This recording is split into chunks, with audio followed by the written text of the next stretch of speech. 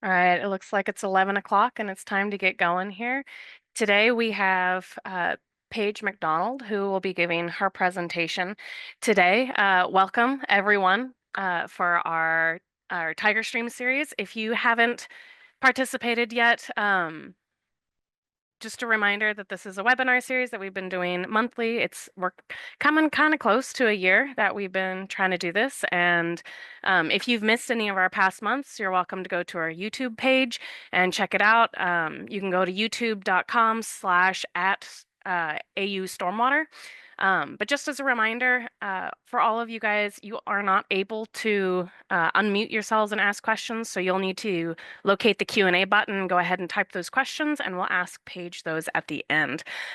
Before we get going real quick, just one quick shout out. Just a reminder that on May 13th and 14th, we have our installer workshop.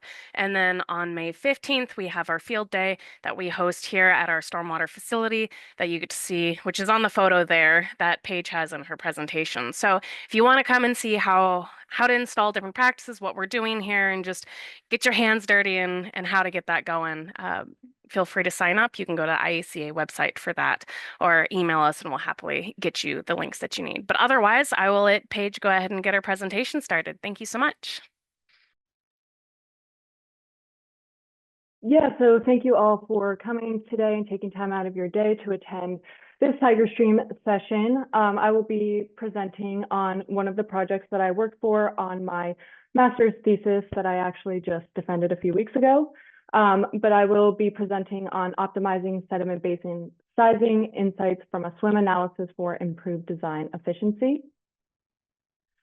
So I thought I would just start with a little bit of background about me. So I'm from Maryland and I got my BS in civil and environmental engineering from the University of Maryland. And then I decided to come down to Auburn where I've pursued my master's in civil engineering. And I've worked as a graduate research assistant with the Stormwater Research Facility. And then I thought I would include a picture of my 2 dogs back home and then my cat that I actually adopted here this weekend. So here's just a quick outline of everything I'm going to cover today. So I'll start with the problem statement and some background on the project. I'll move into the objectives of this project, the methodology, some results and conclusions, and then again, I will have time at the end for questions. So I'll just start with the problem and some background. So in 1969, the Cuyahoga River caught fire due to oil slicks and other chemicals, and this led to a lot of negative publicity, and it was one of the motivations for the Clean Water Act being passed in 1972. And the Clean Water Act has a goal of protecting and improving water quality in the United States. And there have been several amendments to the Clean Water Act, including the MS4 Phase 1 legislation that was enacted in 1990. And this required construction operators to obtain a CGP or construction general permit to regulate stormwater runoff as a pollutant because stormwater was initially considered an exempt point source and not included in the original regulation. But in 2022, we hit 50 years since the passing of the Clean Water Act and still have not met our goals. And there are a lot of water impairments across the country that we still see. And a lot of this comes from erosion. So erosion and the resulting sedimentation are one of the nation's largest water pollution problems. And a lot of this erosion comes from construction sites. So construction projects typically involve land clearing activities. I believe my screen sharing just ended. Are you able to hit share again, Paige? Are you seeing it now? No, not quite yet.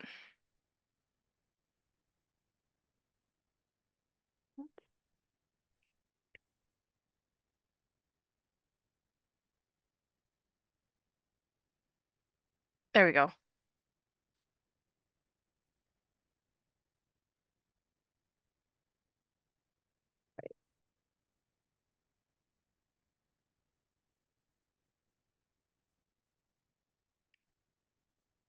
You're good.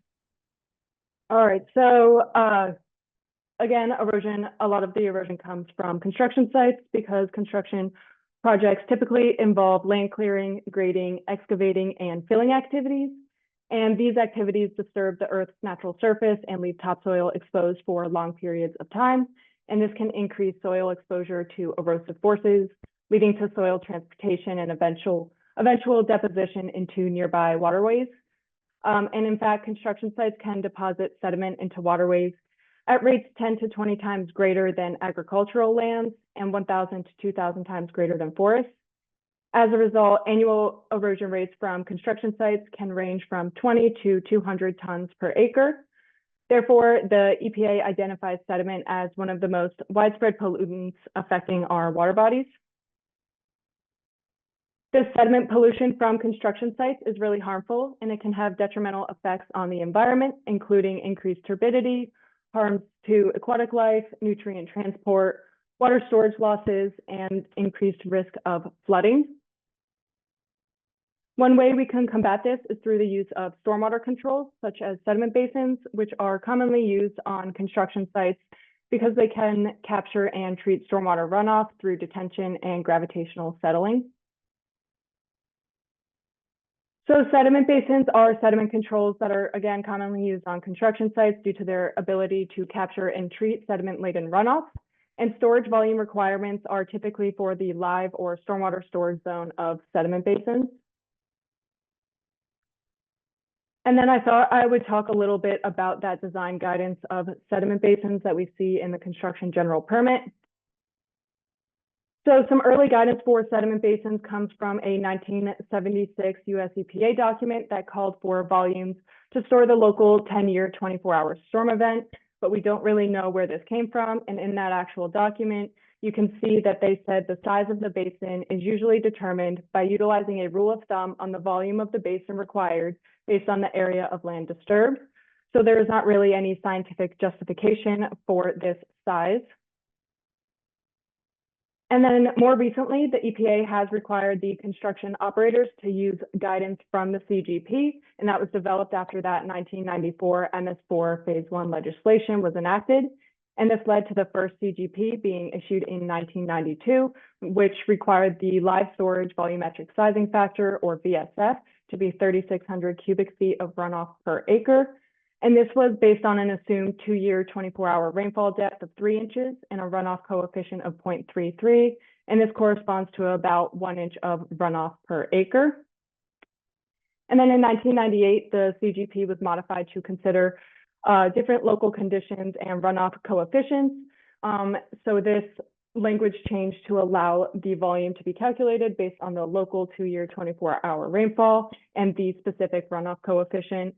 But the 3,600 cubic feet of runoff per acre VSF was still allowed. And this stayed the same in the 2003 CGP. And then in 2008 and beyond, it transitioned to the default being the local 2-year 24-hour and still allowing the 3,600 cubic feet of runoff per acre.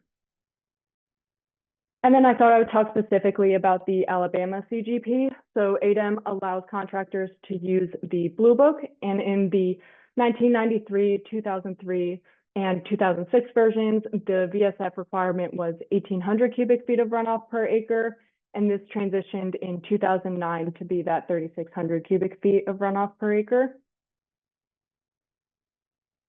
So this one-size-fits-all VSF method is often criticized because it is a standard approach and does not consider local conditions. So this means that basins may be inadequate for very wet areas or too large for very dry areas. And then I thought I would highlight some of the discrepancies we see just within Alabama. So I got the range of 2-year 24-hour rainfall depths from NOAA's Atlas 14 at 2 different stations in Alabama. And you can see that the corresponding VSF using that same 0.33 runoff coefficient in Bridgeport, Alabama, ranges from about 3,700 to about 5,200 cubic feet per acre, while in Coden, it ranges from about 5,800 to about 8,600 cubic feet per acre. So you can see that just within Alabama, there are already a lot of discrepancies. So you can imagine that across the entire country, this discrepancy is even larger. So due to these discrepancies, we decided to look at the long-term performance of different basin sizes across the US to determine a more suitable sizing method and ultimately optimize sediment basin sizing methods for improved design efficiency.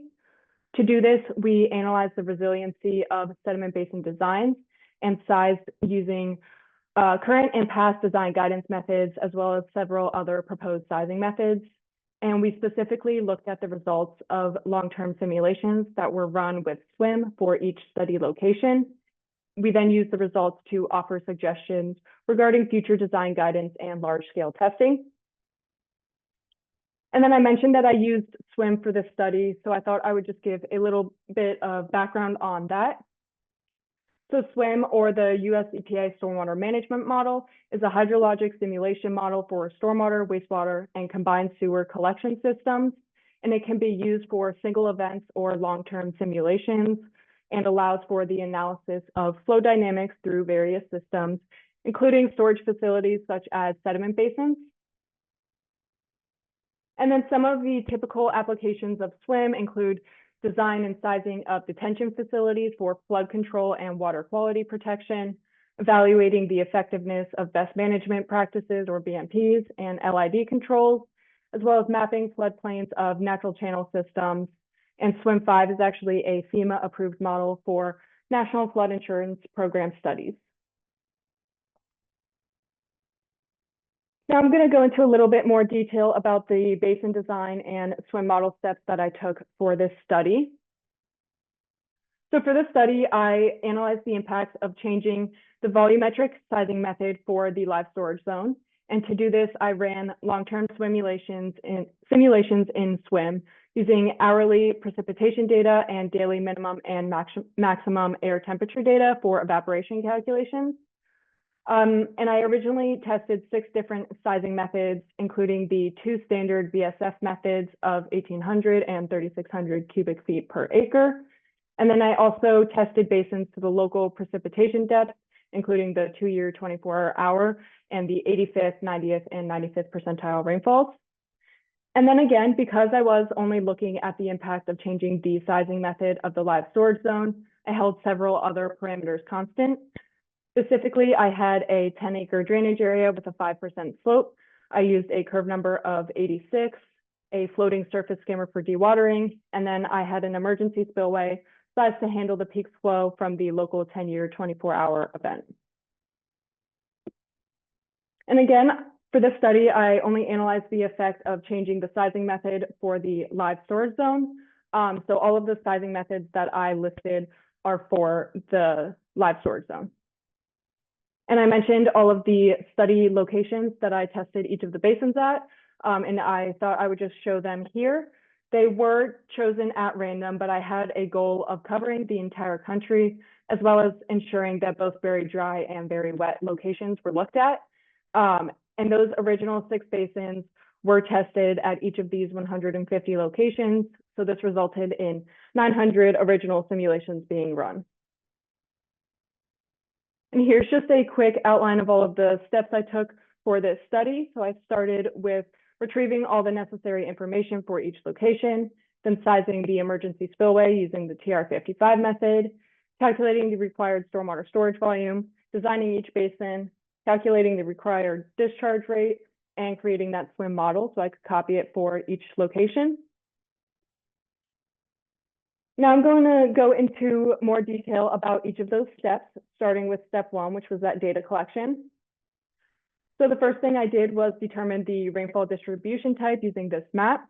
I then used NOAA's Atlas 14 to get the 2-year 24-hour and 10-year 24-hour precipitation depth.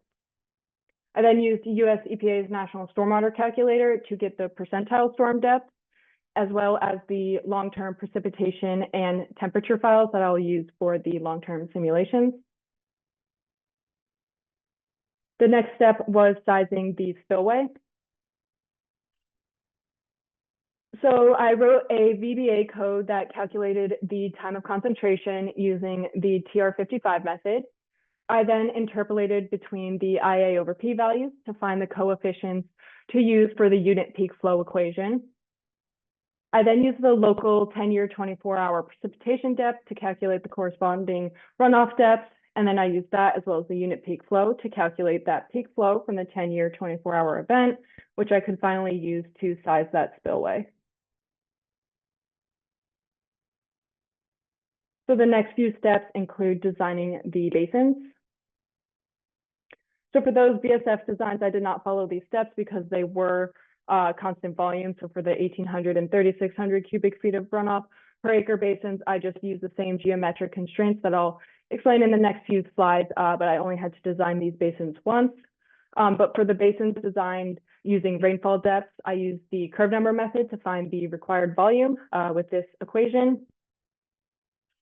I then wrote a VBA code to automatically calculate the volume for each basin design at each location. And this code used a loop to find the proper dimensions based on the required volume and the geometry constraints. And the code changed the dimensions until the difference between the required and calculated volume were within a set threshold. And the way I calculated the volume was using the Prismoid method, which we found was more accurate at greater depths when compared to the average end area method. And the equation for that is right here. So it just considers the depth and the bottom, middle, and top surface areas. And you get that middle surface area by just averaging the length and width of the top and bottom. And then I've mentioned the geometric constraints that I've been using for each of the basins. So I thought I would just go over those really quickly, starting with the design depths that I used. So for the standing pool or the dead storage zone, I had a depth of 1 foot. And then for the live storage zone, I had a depth of 2 or 4 feet, and that was just dependent on the precipitation depth. And then for both the spillway and freeboard sections, I had a depth of 1 foot. And then some other geometric constraints I had were having a live storage 2-to-1 length to width ratio, side slopes of 3-to-1, and then I also rounded up the dimensions to the next foot.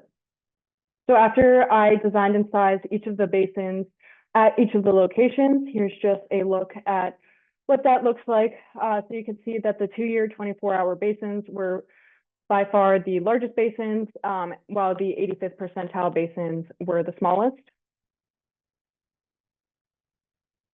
So the next step was calculating the skimmer discharge rate.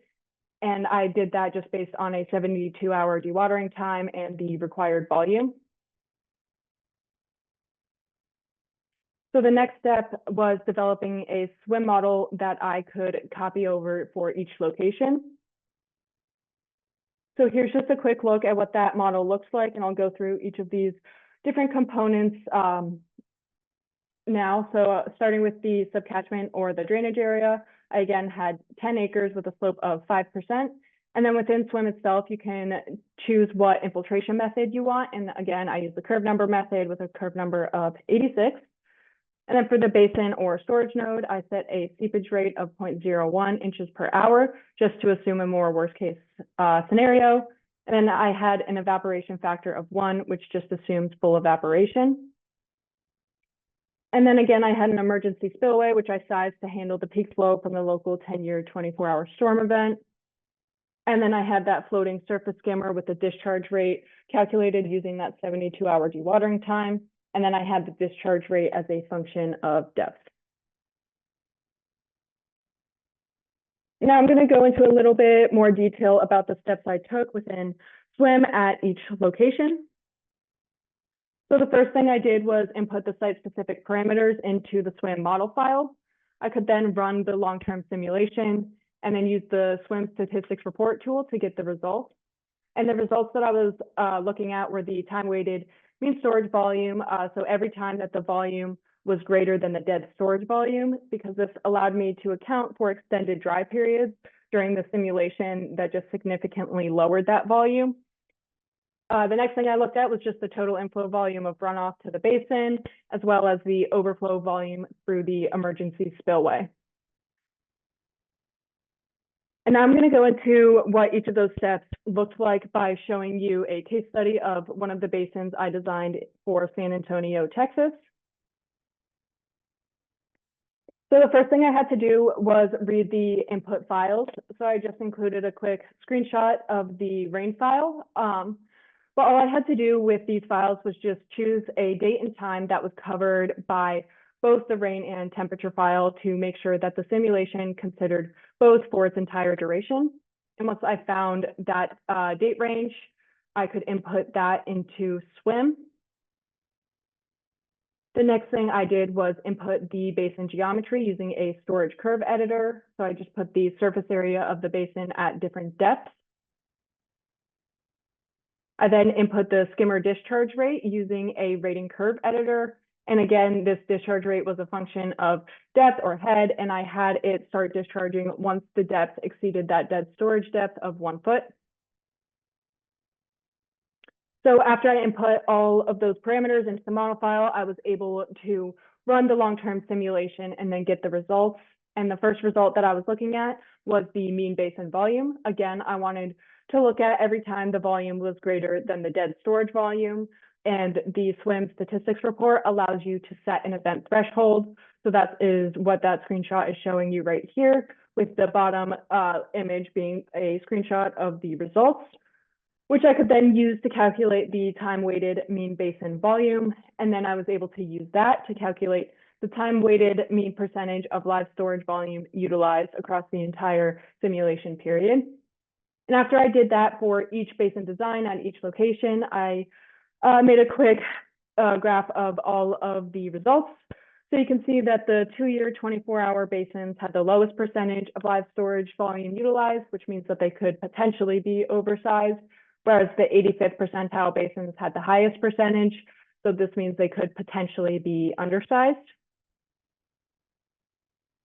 The next thing I looked at was the total inflow volume of runoff to the basin.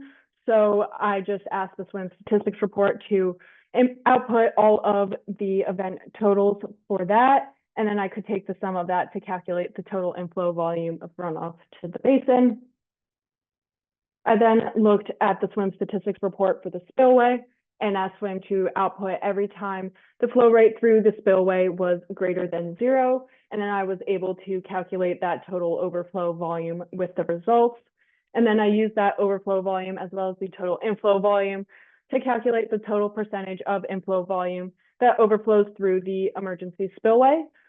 And then after I did that for each location and each basin design, here are what the results looks like. And again, the 2-year 24-hour had the lowest percentage of overflow, which means they could potentially be oversized, while the 85th had the highest percentage, which means that they could potentially be undersized. So after I did the original 6 basins and tested all of those with SWM, I decided to look into how I could create an optimally designed basin. So I looked at a study done by Bonas, and they had a method for determining the maximized volume for stormwater facilities.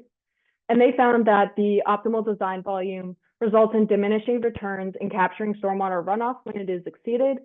So they essentially found that once a certain volume is met, there is no point in increasing the volume because it is not worth it in terms of capturing more runoff.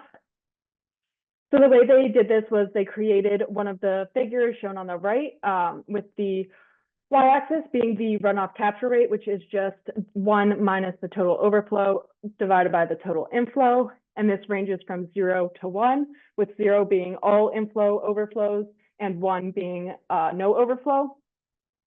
And then they had the x-axis as the normalized storage volume. And this is just the brimful volume of the tested basin over the brimful volume of the maximized basin. And for their study, they had the 99.5 percentile runoff depth as the maximized. And then this should also range from 0 to 1, and it is based on the design method and local conditions. And then they found that the optimal volume occurs when the tangent line has a slope of 1 to 1. And I thought I would go into a little bit more detail about the steps they took to determine this optimal volume. So the first thing they did was plot the data points and add a trend line. They then determined where the tangent of the trend line has a slope of 1, and the x-axis value where this occurs is the optimal normalized storage volume, and the y-axis value is the optimal capture rate of runoff. They then could determine the optimal brimful volume from the optimal normalized storage volume because that PM, or the maximized volume, is known for each location. So for my study, I did follow the general steps and procedures highlighted by GU and Urbonas, but there were several differences. So we both used location-specific data points to calculate the optimal volumes. However, to convert precipitation to runoff, they used the rational method, while I used the curve number method. And then to calculate the total runoff volume to the basin, they just took the sum of the runoff calculated using the rational method from hourly precipitation data, but I used that SWMM statistics report, which considers evaporation, infiltration, surface roughness, and slope, so it may be more accurate. And then to calculate overflow volume, they took the sum of excess runoff, and this was based on a constant discharge rate and an assumed maximum capture volume. And then I again used the SWMM statistics report, which may be more accurate. And then for the PM, or the maximized volume, they used the 99.5 percentile runoff depth. And then I started by comparing the results of using a PM of the brimful of the 99th percentile precipitation depth, or the brimful of the 2-year 24-hour precipitation depth. And then I ended up using the PM of the basin that had the highest capture rate, or the brimful volume of the basin that had the least amount of overflow. So there are a lot of parameters that I will be using throughout the rest of this presentation. So I thought I would just go through those really quickly. So the maximized storage volume, or PM, is location dependent, and it is just the brimful volume of the maximum capture rate. And then PP is that brimful volume, which is location and design method dependent, and it is just the combined dead and live storage volume. And then the normalized storage volume, which is location and design method dependent, is just the brimful volume over the maximized volume. And then finally, the runoff capture rate, which is also location and design method dependent, is just 1 minus the overflow divided by the inflow.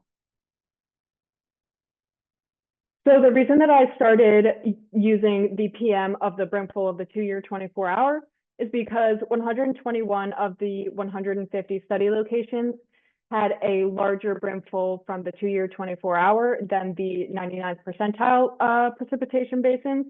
And we want that x-axis to range from 0 to 1, so we want PM to be as large as possible.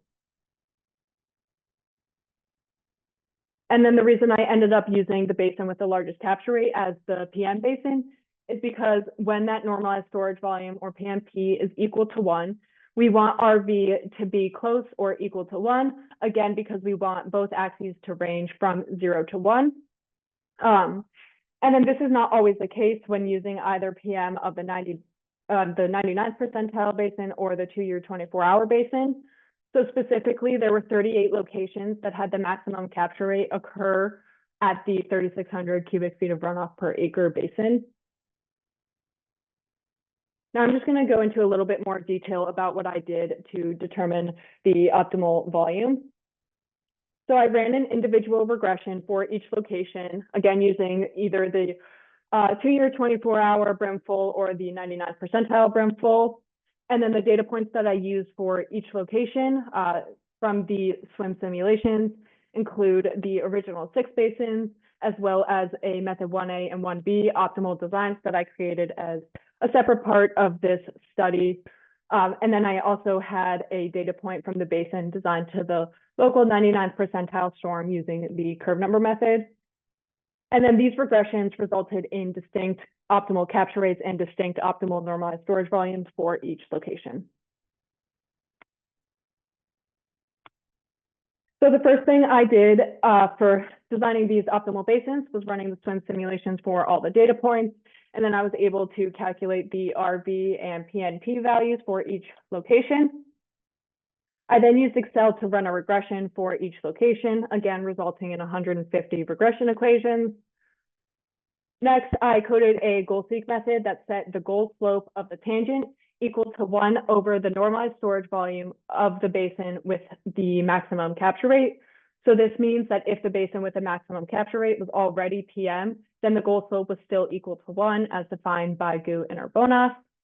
And then I was able to determine the optimal capture rate and the optimal normalized storage volume from where that goal slope occurs. So I thought I would just show an example of the optimal design process for Auburn. So after I ran the swim simulations for all of the tested basins, I used the results to calculate the data points. And then again, I used Excel to run the regression, and I could find where the slope of the tangent line was equal to 1. And for Auburn, I found that this occurred at 0.32. And then I was able to calculate the optimal brim full volume because I know what PM is for Auburn and for each location. And then I was able to adjust the geometry of the optimal design basin using the same geometric constraints as the original 6 basins until that calculated volume was equal to the predetermined optimal volume. So going back to the steps that I talked about before, so step 5, I said that I coded a goal-seek method that set the goal slope of the tangent equal to 1 over the normalized storage volume of the basin with the maximum capture rate. And the reason I did this is because at some locations, this occurred at basins other than the PP of 99 or the PP of 2-year 24-hour. So one example is Scobie, Montana, where this occurred, the maximum capture rate occurred with the 3,600 cubic feet of runoff per acre basin. So for this location, I set the goal slope equal to 1 over 1.45. I was then able to find that the optimal brimful volume was about 12,400 cubic feet. And the reason I did this is because this essentially just transforms the figure to have the x-axis range from 0 to 1. So if I were to set that PM to the brimful of the 3,600 to have that x-axis range from 0 to 1, I would find an optimal brimful volume of 12,419 cubic feet. And this is pretty similar to the original results, and the differences can just be attributed to differences in rounding. So when I actually designed the basins using the geometric constraints, it did result in the same basin designs. So I did have to do some further analysis on some locations because I had originally assumed that the maximum capture rate for each location was close to or equal to 1, but this was not always the case. So specifically, only 91 locations had a maximum capture rate of greater than 95, while 59 had it less than 90 or 95%. So I decided to look at all of the locations that had a maximum capture rate of less than 90%, just so I could get that closer to 1. So one example of a further analysis that I did was in Rapid City, South Dakota, which originally had a maximum capture rate of 86%. And again, I want this as close to 1 as possible. Therefore, I added some data points to achieve a maximum capture rate of at least 90%. And then in this case, it was 96%. And then the same steps were then followed to determine the optimal volume. So I used that 1 over the PNP of the basin with the maximum capture rate to determine the optimal volume. And then I followed these steps for each of those 9 locations that had a maximum capture rate of less than 90%. So after that, I had to look at some more locations. So specifically, some locations had outliers, and the outliers were defined as the basins that had a capture rate of exactly 1, which it means that there was exactly 0 overflow. So therefore, every location that had a basin with a capture rate of 1 was analyzed to determine whether it was an outlier. And it could be an outlier if this location had a maximum capture rate of 1 for both the 1,800 and 3,600 cubic feet per acre basin. So the PM for that location would likely be closer to that 1,800 cubic feet per acre or even smaller. And after I looked at each of these locations, I determined that there were 14 outliers that had to be analyzed. So one of the locations that I looked at was in California, where the 3,600 cubic feet per acre basin had 0 overflow, so a capture rate of 1. But then the 1,800 cubic feet per acre basin had less than 1.5% of overflow, so a capture rate of 99%. So therefore, I removed the 3,600 cubic feet per acre basin from the analysis, and then the analysis was then conducted using the same method as before.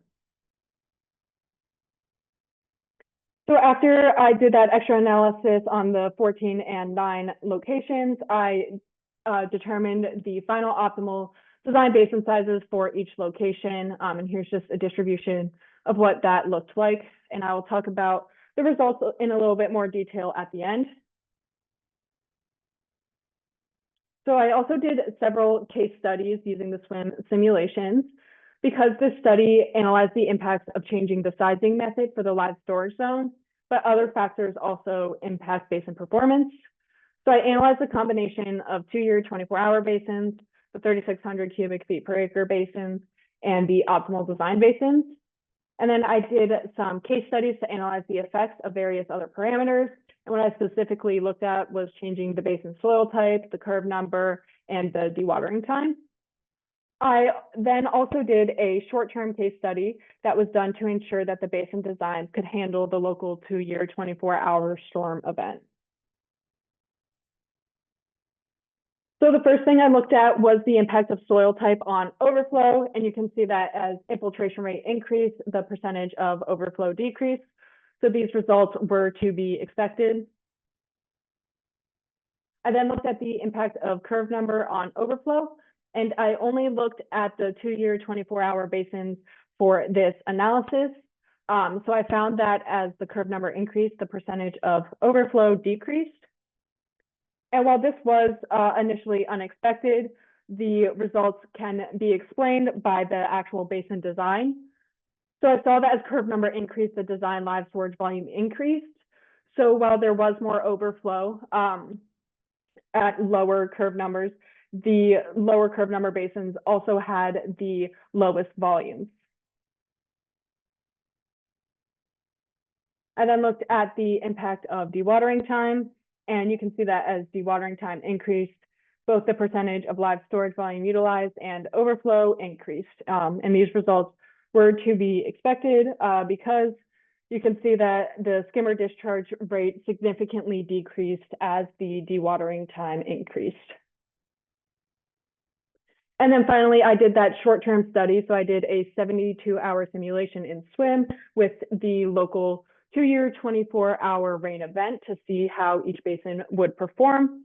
And I saw that the 2-year 24-hour basin designs had the lowest percentage of live storage utilized, as well as the lowest percentage of overflow with 0 overflow.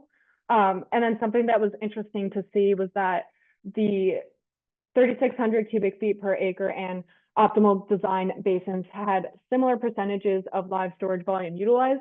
However, the optimal design basin had a lower percentage of overflow when compared to the 3,600 cubic feet per acre basin. So now I am just going to go over some of those final results again. So here's just a quick look at all of the results for each of the original 6 basins, as well as the optimal design basins from the SWM simulations. But you can see that the 2-year 24-hour basins had the lowest percentage of live storage, as well as the lowest percentage of overflow, while the 85th had the highest.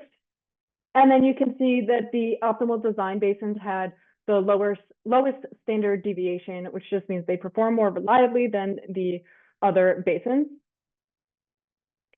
And then I thought I would compare the results of the optimal design basins to those standard basins. And I saw that the 2-year 24-hour, again, had the lowest percentage of live storage and the lowest percentage of overflow, while the optimal had the highest. And then the optimal design basin had the lowest standard deviation. And then again, I wanted to show the optimal design VSF distribution for each of the study locations. So you can see that it ranged from 170 to about 9,300 cubic feet per acre, with the 25th, 50th, and 75th percentile values all being below that 3,600 cubic feet of runoff per acre, so lower than that standard. And then I looked specifically at just contiguous United States optimal designs. So there were 140 locations total, with 136 having an optimal VSF less than the corresponding VSF from the 2-year 24-hour basin. 61 had an optimal VSF that was less than 1,800 cubic feet per acre. 54 were between 1,800 and 3,600, and only 25 were greater than 3,600. And then here's just a quick look at the optimal design VSF distribution. And this map is a work in progress. I'm still working on finalizing some of the data points here, but you can see that the highest VSFs are seen in the Pacific Northwest, and this is followed by the Southeast. And then I decided to do a quick cost analysis. So I compared the cost of excavation for the optimal design methods to the standards, and I used the average bid price for the general excavation from 10 state DOTs. And you can see that the 2-year 24-hour basins had the highest average cost per acre, while the 85th had the lowest. And then here's just a quick look at the cost comparison from the optimal designs to those two standards. So you can see that the 2-year 24-hour had the highest, while the optimal design had the lowest. So just for some conclusions, so current guidance for sizing sediment basins lacks scientific justification. Therefore, a long-term analysis was conducted for several basin designs to compare to current standards. And the final recommendation from this study is to use the optimal design VSF to size sediment basins, because these basins on average performed well and reliably. However, I think further analysis should be done to consider other components of sediment basins, as well as to ensure that adequate storage is provided, because oversized basins can lead to unnecessary costs, maintenance needs, and resources, while undersized basins can harm downstream water bodies and communities. But ultimately, full-scale testing of the optimal designs could provide more conclusions. But that is all I have for you today. So if you have any questions, you can feel free to leave them in the chat. And thank you for taking time out of your day to attend this session. Thank you, Paige. Again, thanks everyone for coming. Really quick while we're waiting for questions to filter in. Just as a reminder, we're always looking for volunteers to speak. If you have anything that's stormwater related that you'd like to present on and help share with the stormwater community, please feel free to reach out to us and we'll happily add you to the list. Otherwise, if you have any suggestions of things that you would like to hear, if you know of anything that's going on, or anything that you've heard in the past that we have done here at our stormwater research facility, and you would like to see a presentation on that, please again reach out for that as well. Additionally, just as a reminder, there are PDH hours for that. You will get an automated email in the next couple of days that will contain the necessary information for being able to get those hours. But yeah, otherwise I'll let you guys type your questions in.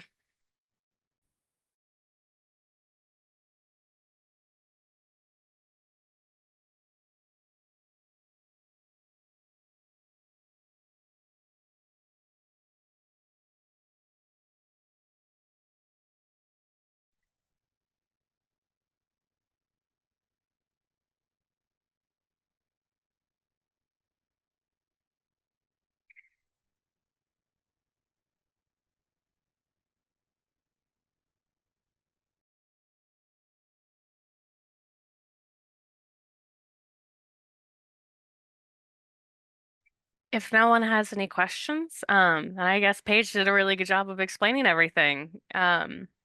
She did just defend her master's degree, which is super exciting, and this was part of her research for it that she's finishing up. But otherwise, thank you, Freeman, for your comment. I will let you guys go ahead and get your Tuesday off to a start. If you do have any other questions that you think of after the fact, feel free to reach out to us. You can contact us via email or however you'd prefer. But yeah, feel free to reach out anytime if you have any lingering questions. But otherwise, I think we'll wrap up today's presentation and yeah, let you get going. Thank you so much. Oh, we have one quick question. Paige, do you have a specific ratio set with areas determined between urban areas and rural areas?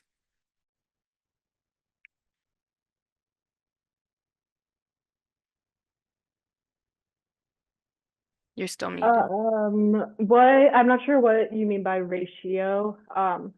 If you're talking about the optimal ratio, that was just calculated based on the data points. But if you're just talking about if I covered like rural versus urban areas, I did cover both. I was just trying to get a good coverage of the entire country when choosing the study locations.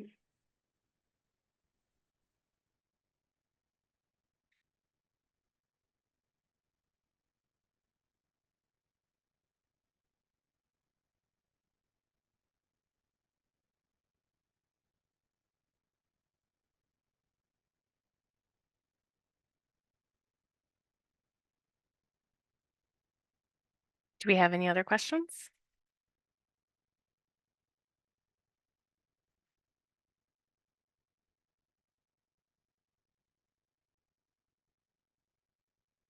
I think someone might be typing one up really quick.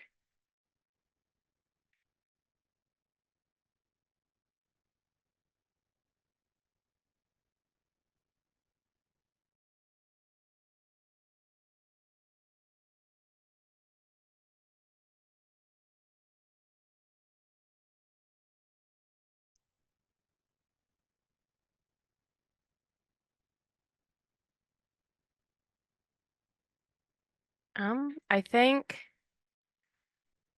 here, I had someone request an email. I will send mine out there and I will happily direct for anything else. Otherwise, Paige's email is up on the screen. My email is included in the chat. Otherwise, I think we'll conclude the presentation for today. And again, if you have any other questions, please feel free to reach out. But again, thank you so much, Paige, for presenting. It's a very interesting topic, and I'm really excited to see how this is going to apply to the industry and be very helpful for helping in a whole variety of different applications of different practices. I think this is very interesting. All right, thank you everyone for coming. Yeah, thank you everyone for coming today and taking time out of your day. But we hope to see you at our next TigerStream.